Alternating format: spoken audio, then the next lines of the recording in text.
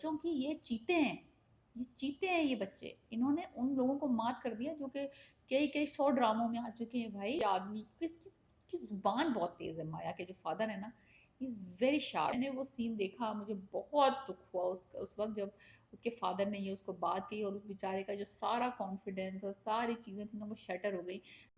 Hello, मैं फिर हाज़िर हूँ एक और रिव्यू के साथ और जो बात है। राइट नाउ हम रिव्यू कर रहे हैं ड्रामा सीरियल परवरिश। एयर होता है एयर बाय डिजिटल पे। 20 एंड 21 हम इस वक्त रिव्यू कर रहे हैं।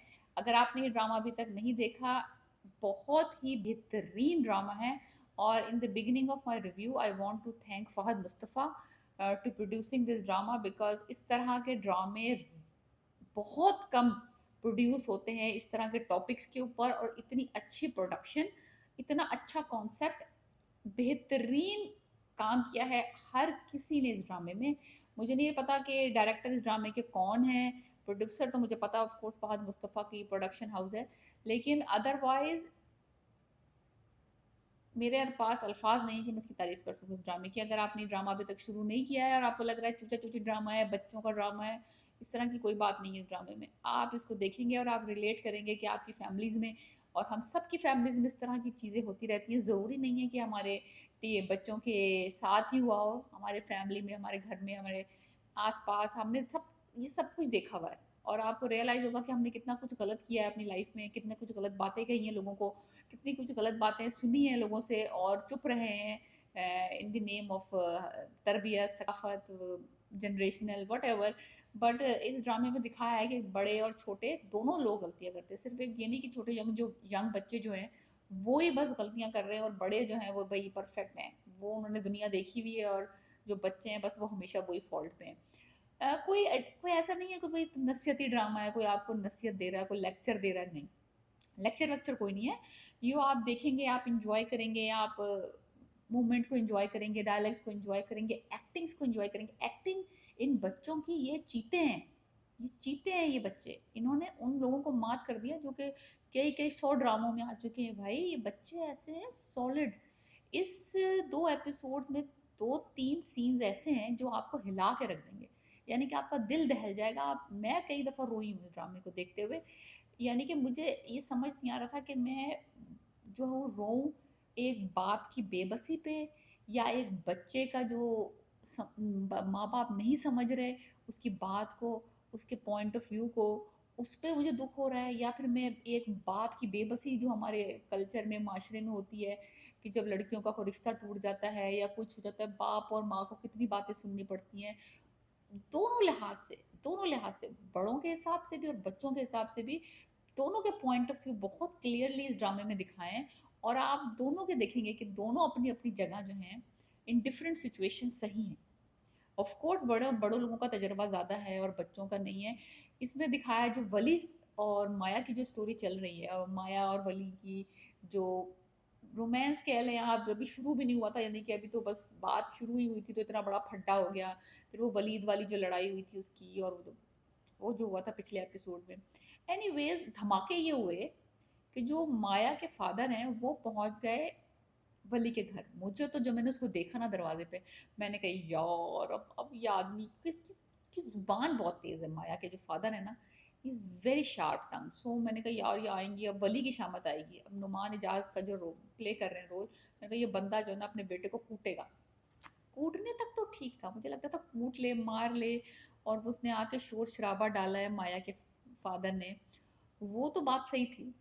जब वली साहब ने ऑन करने का, उसने कबूल किया कि हाँ, मैंने गलती की है, आई एग्री कि और मैं इसकी रिस्पॉन्सिबिलिटी लेता हूँ। उस वक़्त पेरेंट्स साहब जो हैं, "तुम नहीं जानते, यहाँ पे ऐसे ही चलता है, ये आदमी हमें ब्लैकमेल कर रहा है, ये वो।"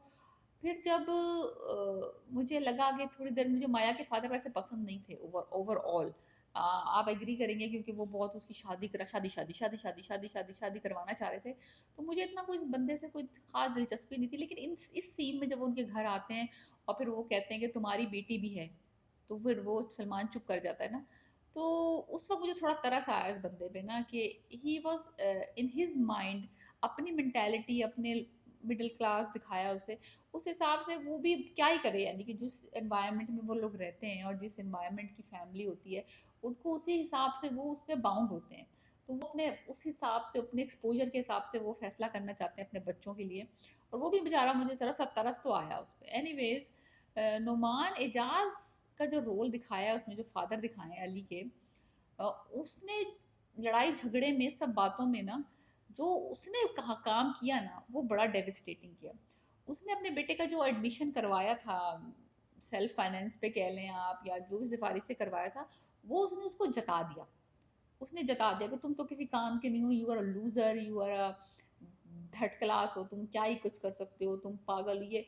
वो उसे कह दे कि मैं तुम्हारे हाथ पांव जोड़ के मैंने सिर्फ तुम्हारा एडमिशन कराया, ज्यादा उड़ो मत। ये बात उसने जता दी उसने अपने बेटे पे ना। That was scene very hard to watch. मैंने वो सीन देखा, मुझे बहुत दुख हुआ उस वक्त, जब उसके फादर ने ये उसको बात कही, और उस बेचारे का जो सारा कॉन्फिडेंस और सारी चीज़ें थी ना, वो शटर हो गई। बिकॉज उसको ट्रैप ही किया एक तरीके से उसने, वो कहा तुमने मुझे ट्रैप किया है। बहुत hard to see that scene. और फिर वो घर छोड़ के चला जाता है, फिर वो माँ की, वो हाथ उसके खाली रह जाते हैं। एक तो वो अमेरिका से बेचारे बच्चे लेके आई अपने मियाँ के कहने पे, और ऊपर से उसका बेटा घर छोड़ के चला गया, जिसको बाहर का कुछ नहीं पता। Like he can not even know कि अगली स्ट्रीट का नाम क्या है। तो इतना उस बेचारे बच्चे को सड़क पे छोड़ देना एक माँ के लिए कितना मुश्किल है। बहुत बहुत खतरनाक तरीन सीन, अगर आपने ये ड्रामा देखा है और आपने ये वो सीन, वेरी वेरी टफ। मुझे पहले लगा था कि माया के फादर आएंगे और घर में लड़ाई झगड़ा होगा, वो देखना मुश्किल होगा, क्योंकि वो बड़े obnoxious सा करेक्टर दिखाया है ना उसका, माया के फादर का। वो सीन इतना इतना टफ नहीं था देखना, जितना कि वो वली का जो है जाना, और फिर समीर उसको रोकता है, यार कज़न और कज़न के आपस में, यार मैं तेरे सारे काम करूँगा, मत जा मत जा।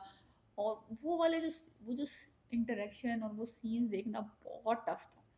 बहुत बहुत हार्ट ब्रेकिंग सीन्स, लेकिन इतने बेहतरीन सीन, इतने मैंने इमोशनल सीन्स बहुत अरसे बाद किसी ड्रामे में देखे हैं, जो कि आपको इतने रियल लगे कि you want to cry with them. और आपको रियलाइज हो रहा है कि आपने क्या मिस्टेक्स की हैं अपनी लाइफ में, किस तरह से।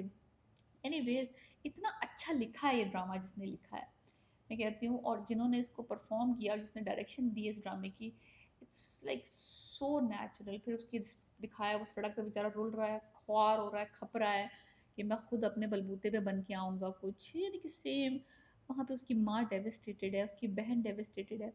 फिर एक आया खतरनाक तरीन सीन उसमें, जिसमें अमल का नर्वस ब्रेकडाउन हो रहा होता है, बिकॉज वो बातों बातों में ना, लड़ाई झगड़े में वो कहते हैं अमल से शादी करेंगे वली की ना, और वली कहता है कि मैं तो इससे शादी नहीं करूँगा, मैं तो माया को पसंद करता हूँ।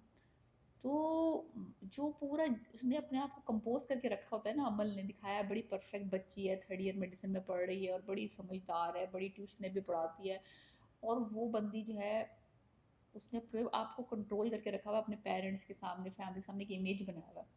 और जो वो अकेली है, और वो जो उसका ब्रेक डाउन होता है, और वो जो थप्पड़ मारती है, थप्पड़ थप्पड़ यार, वो सीन इतना खतरनाक। किस तरह बच्चे सफ़र कर रहे हैं mentally, emotionally, in their own space, और किस तरह वो कम्युनिकेट नहीं कर पा रहे अपने पेरेंट्स के साथ, अपने घर वालों के साथ, और कितना डेविस्टेटिंग इम्पैक्ट होता है जब अगर आपका कम्युनिकेशन, आपको एक परफेक्ट इमेज मेंटेन रखना होता है माँ बाप और फैमिली के सामने, और वो बच्चे बाद में, यार वो ऐसा, यार उस बच्ची ने एक्टिंग की है, आपके रोंगटे खड़े हो जाएंगे जब वो यानी कि जब तो चीज़ें वीज़ें गिरा रही थी तब तक तो ठीक था, but when she start slapping herself, थप्पड़ थप्पड़ थप्पड़ थप्पड़, इतने जोर जोर से उस बंदी ने थप्पड़ मारे अपने मुंह पे।